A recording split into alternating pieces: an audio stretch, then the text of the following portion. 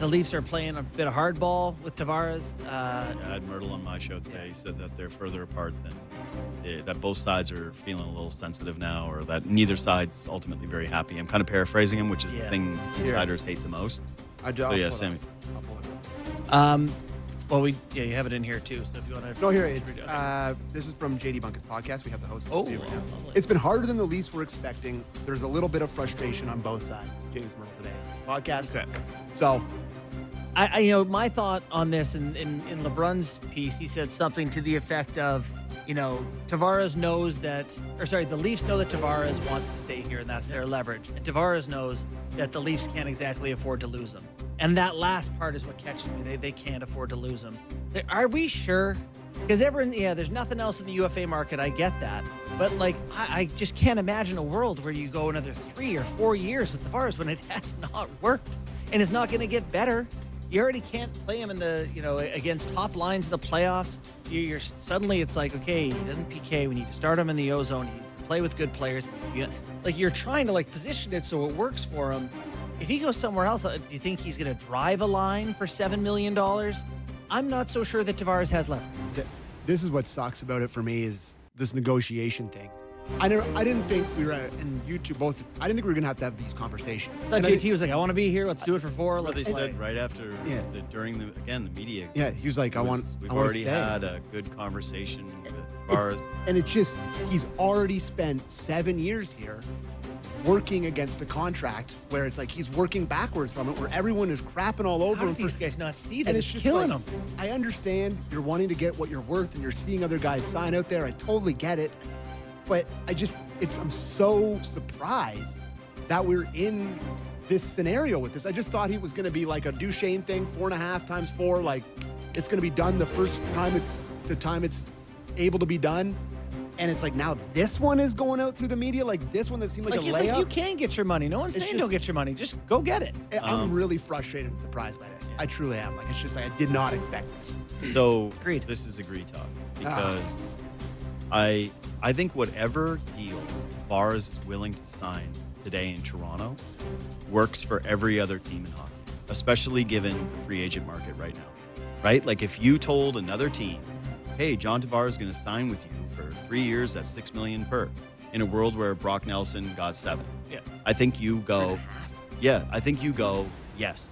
So Every team would take that. right. So whatever it is that he's offering, every team could take it. But just like the Marchand thing, the context here matters. You've already paid John Tavares $77 million. Yeah. Did he earn it? Has he entered free agency? Yes. Was there some discussion of he could have even gotten more at the time and took less? I don't know. I feel like that's kind of a bit of an urban legend. The San Jose Sharks thing? Yeah. I feel like that was some maybe manufactured leverage. Yeah, I think it's a little. I've never heard anybody tell me point blank that that's 100%. He was gonna go. Yeah, he was going to go, and it was $13 million for San Jose. Either way, he clearly had options. He could have signed this deal in other places, and he came to Toronto. So it's not like Toronto just did him a huge favor, bailed him out for an $11 million deal. It was like fair market value. But still, you've made $77 million with the Leafs, plus what you've made with the Islanders. Everybody wants to feel paid and appreciated for their work. But for John Tavares, no one's appreciating you for anything more than what you don't take. That the last play for you is winning a Stanley Cup. You want to make your market value? Go to Utah then. Yeah. Yeah, you can. That's what I'm saying. Go get no it. one's going to cry, and everyone's going to say, We're going to judge you. for sure. And I think that's I think what we do that's for a fair. living. But for a guy that has positioned himself throughout his entire career as like a Sidney Crosby light, right? The guy who's always on the ice, the guy who's always working hard, a guy who always Mr. has Hockey. Consummate exactly. professional. Yes, A guy he who's is got that. his eyes on the main prize, and that is to win a Stanley Cup in Toronto. A guy who sacrificed the captaincy because he thought it was what was best for the team and didn't make waves about it. For him to now be fighting with the organization over an extra couple $1 million, and I know that sounds stupid to some No, it people because does you go, not. yeah, millions He's are still made 100. millions. He's got $100 million. He's set up in Etobicoke. He's got his whole family here. You have the opportunity to retire as a Toronto Maple Leaf. The last thing that you should be caring about is trying to win a contract negotiation for a few $1 million. And frankly, I think that Toronto's price has to not just be lower than the rest of the league. Like, it has to be significantly lower than the rest of the league. If you're not going to squeeze him, who are you ever going to squeeze? Totally. Like, how are you Is ever it a gonna- business or is it not a business? where is the precedent going to be that you're going to be able to get another aging free agent player that wants to play in Toronto, who's like more set up here, that you're The going to roots play. are deep. Yeah, who are you going to play hardball with? Yeah. You don't get to do that with Brad Marchand. You didn't do that with your RFAs. It doesn't look like you're going to be able to do that with Matthew Nyes, by the way. Like, that might be a bit more of a difficult negotiation. You have to flex your muscle if you're Brad Treliving. And as painful as it may be to replace John Tavares with Mikael Granlund, right? No one thinks that that's a good swap amongst the players. But at some point, you got to have some organizational pride and go, what are we even losing here if we lose John Tavares? Okay, we're paying him $6 million, let's say. Like, well, that's the haircut of a deal. $6 million. You've won nothing. You already outlined what he is as a player today. He's going to score 28 goals next What year. is And get caved in by the Florida Panthers. What's he in this 2 years from now? Is he on the wing on the third line? Oh, yeah. Now you're moving him to wing. Right. Now it's... So I just don't view it as some big risk that you lose him. I think it's you take that hard line position.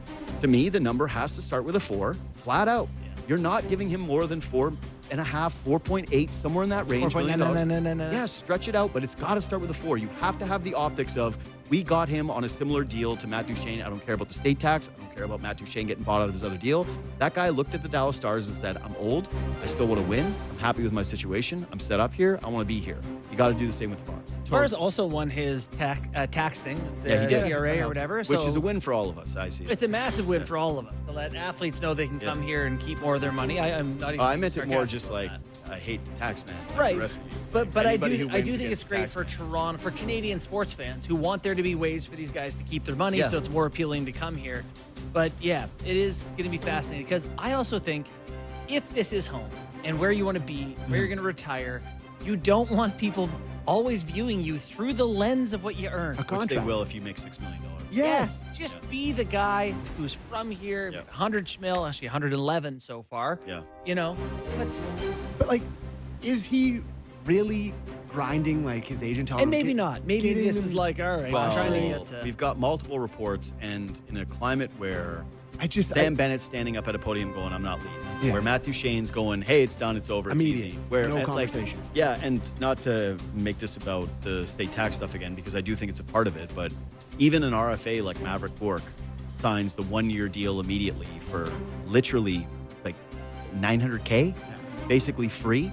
And there's just deals being done all around the hockey world. tons of contracts are getting signed. If there was one place in the hockey universe that was dying for one off season where we weren't doing this stuff, it's here. And so for Tavares to even not be able to understand that of what a lengthy negotiation starts to look like for him, even if he does end up going to the number, it's burning people out. We're sick of it. That's exactly what I was going to say. It's like there's too much contract negotiation, Yeah. PTSD to have and it it's be showing like, you that they can't learn anything. yes, Yeah. it's like the same. It's like Tavares is doing this now. Like Yeah. when everybody thought it was just a slam dunk, and there's just people are going to resent them if it's anything above 5. It's like every year we go into the playoffs, we're like, maybe they've learned. Maybe they've Yes. learned. And we get back to the contract talks, like it's happening.